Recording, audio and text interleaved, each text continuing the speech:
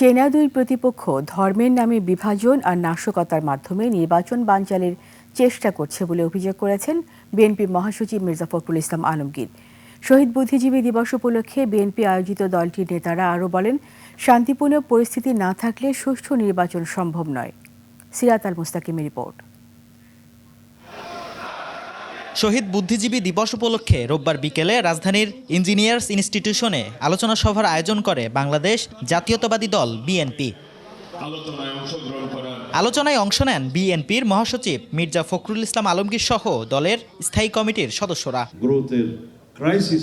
এ সময় বুদ্ধিভিত্তিক বিকশিত বাংলাদেশ গড়ার পাশাপাশি শিক্ষা, সংস্কৃতি ও ক্রিয়াভিত্তিক প্রজন্ম গড়ার প্রত্যয় ব্যক্ত করেন বিএনপির সিনিয়র নেতারা।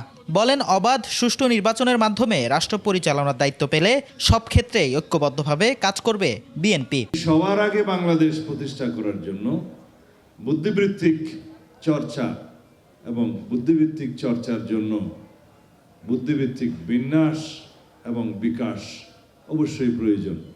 বুদ্ধিবৃত্তির চর্চাকে শানিত করে আমাদের সংস্কৃতি, আমাদের সাহিত্য, আমাদের সাংবাদিকতা, আমাদের চিকিৎসা, আমাদের স্থাপত্য সব বিষয়গুলিতে অগ্রসর হতে হবে। এখন আবার সেই ৭১-এর পুরনো সেই গোষ্ঠী নতুন রূপে বাংলাদেশে অভিজ্ঞত হয়েছে। আলোচনা সভায় নির্বাচন ইস্যুতে নানা ষড়যন্ত্রের উদ্বেগ জানিয়ে বিএনপি মহাসচিব ৭১-এ কোন রাজনৈতিক শক্তি বুদ্ধিজীবীদের হত্যা করেছিল তা জাতি জানে। বর্তমানেও তারা ধর্মকে ব্যবহার করে বিভেদ সৃষ্টির চেষ্টা চালাচ্ছে।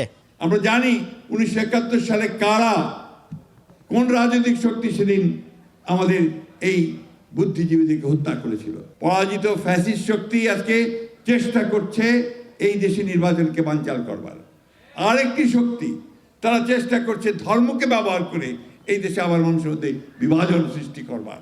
ফ্যাসিবাদের বিরুদ্ধে লড়াই করা নেতাদের হত্যা চেষ্টার নিন্দা জানিয়ে নেতারা বলেন, নির্বাচন বানচালে ষড়যন্ত্রকারীদের ছাড় দেবে না বিএনপি। আমাদের নেতা আসছেন ২৫ তারিখে, ঠিক না?